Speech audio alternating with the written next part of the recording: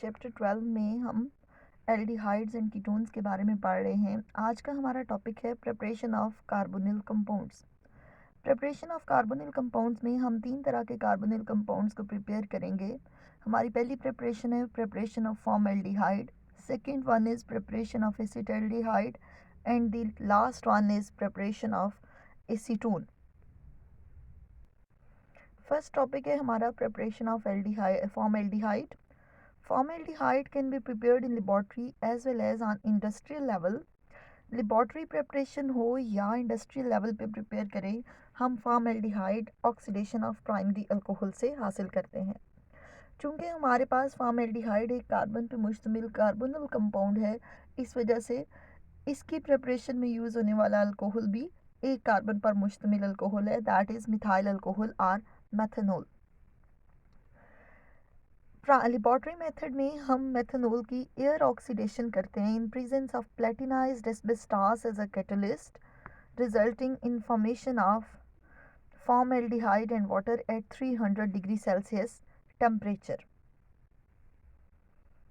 Apparatus used for preparation of formaldehyde consists of round bottom flask that is placed in a water bath. This round bottom flask carries two side tubes. One tube is used for air supply, which is used for oxidation of methyl alcohol, and the other one is connected to tube which contains platinized asbestos. Mixture of air and methyl alcohol, they pass over platinized asbestos, which is heated up to 300 degrees Celsius temperature, and at this stage chemical reaction takes place, which is oxidation of methyl alcohol resulting in formation of methanol. इस method में prepare होने वाला methanol, उसका ये special feature है that is termed as formalin. Basically this is 40% formaldehyde, 8% ethanol and 52% water, and 42% formaldehyde is termed as formalin.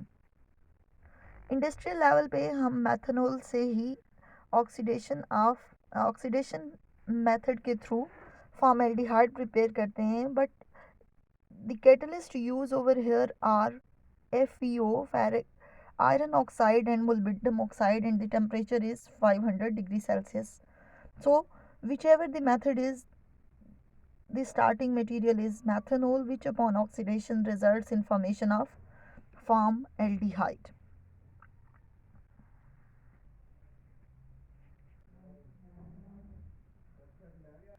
हमारा second topic है preparation of acetaldehyde.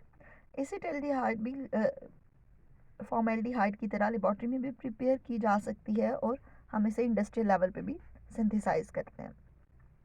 Laboratory preparation involves oxidation of ethyl alcohol by using oxidizing agent like acidified sodium dichromate. Acidified sodium dichromate source of oxygen के तौर पे काम करता है, and oxidation of ethyl alcohol takes place resulting in formation of acetaldehyde and water.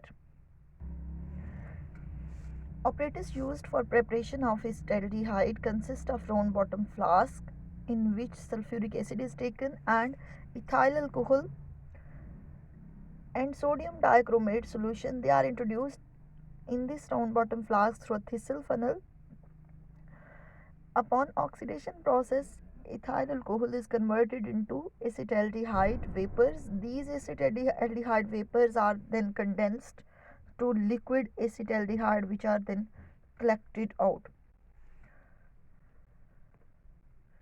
Again हमारे पास products में reaction mix, products में mixture of acetaldehyde and unreacted ethanol and water हासिल होते हैं, जिनको हम बाद में सेपरेट करते हैं. Acetaldehyde can also be prepared by dry distillation. Dry distillation is the heating of solid materials to produce gaseous products, which are then separated through vaporization through condensation process. Dry distillation method में हम acetaldehyde को prepare करते हैं. इस reaction में calcium formate और calcium acetate they undergo dry distillation and react together, resulting in formation of acetaldehyde and calcium carbonate. तीसरा compound जिसकी हम प्रिपरेशन पढ़ेंगे that is synthesis of acetone. Acetone is again obtained by dry distillation of calcium acetate. Upon dry distillation, acetone is converted into acetone is obtained from calcium acetate, which results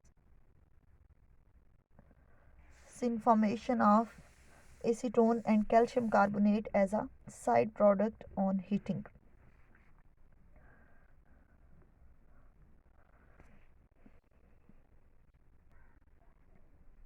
हमारा next topic है reactivity of carbonyl compounds. Reactivity of carbonyl compound से पहले अगर हम structure of carbonyl compound देखें तो हम देखते हैं कि हमारे पास CO bond contains 1 sigma bond and 1 pi bond. Sigma bond end to end overlap से बना है, जबकि पाई बॉन्ड साइडवेज ओवरलैप से बन के above and below charge density को शो करता है।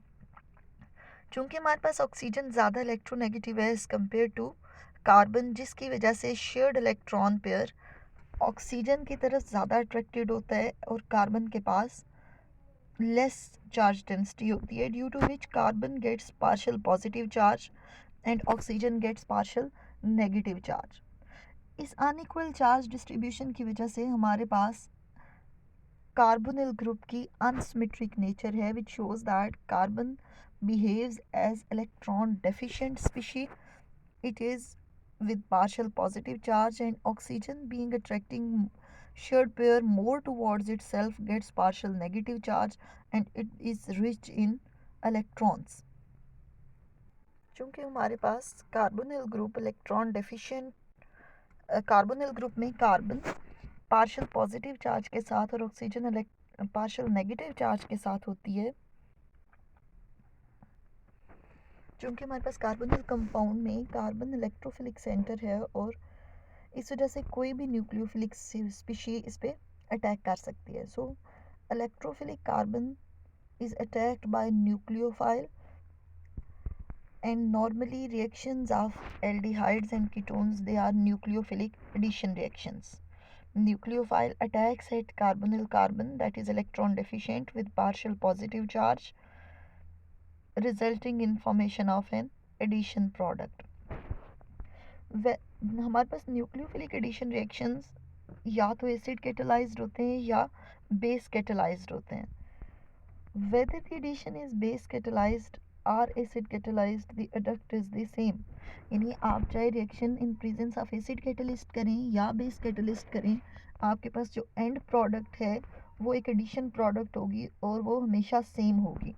फ़र्क सिर्फ इतना है कि अगर आप acid catalysed reaction carry out कर रहे हैं तो एसिड आपके पास आपके न्यूक्लियोफिलिक अटैक को इंक्रीज करेगा by increasing the positive character of carbonyl carbon atom. अब base catalyst increases the nucleophilic character of the reagent, यानी जो आपके पास बेस है वो न्यूक्लियोफिलिक रिएजेंट की न्यूक्लियोफिलिक करेक्टर को बढ़ाएगी, उसको इन्हांस करेगी, आपको एक्टिव न्यूक्लियोफाइल देगी। जबकि एक एसिड कैटालाइज्ड रिएक्शन में acid catalysed reaction electrophilic carbon of carbonyl group की इलेक्ट्रोफिलिक नेचर को बढ़ाएगी by protonating carbonyl group.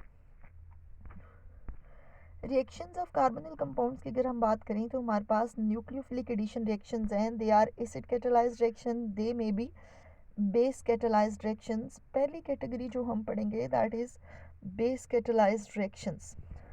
General mechanism of base catalyzed reaction involves 3 steps. First step is generation of nucleophile by reaction of base with nucleophilic reagent. पहले step पे base nucleophilic reagent के साथ react करके active nucleophile produce करेगी। This nucleophile will attack at the carbonyl carbon of carbonyl group, which is with partial positive charge, resulting in an intermediate. This intermediate will get protonated, resulting in neutral addition product, which is termed as adduct, along with regeneration of base. Base regenerate होगी, which can be used again and again. So this is base catalyzed reaction, as catalysts are reproduced at the end of reaction. In case of base catalyzed reactions of aldehydes and ketones, हम base को regenerate कर लेते हैं. Base catalysed reactions में main reactions जो हम पढ़ेंगे, they are addition of HCN, addition of sodium bisulfite, addition of Grignard reagent, condensation reactions which are aldol condensation and Cannizaro's reaction, and the last one will be haloform reaction. Addition of HCN results in formation of cyanohydrin, whereas addition of sodium bisulfite results in formation of bisulfite adduct. Addition of Grignard reagent to carbonyl compounds, it results in formation of primary, secondary or tertiary alcohol depending upon nature of starting material. Condensation reactions involve two types. One is aldol condensation and the other one is Cannizaro's reaction. Aldol condensation results in formation of aldol product, whereas in Cannizaro's reaction we get an alcohol along with salt of acid. जबकि last one reaction, that is haloform, in which haloform is the main product which is used and as an identity marker for distinction between acetaldehyde and other aldehydes, as well as it is the distinction reaction for alcohol and as for ethanol and methanol separation, जिनको हम one by one पढ़ेंगे.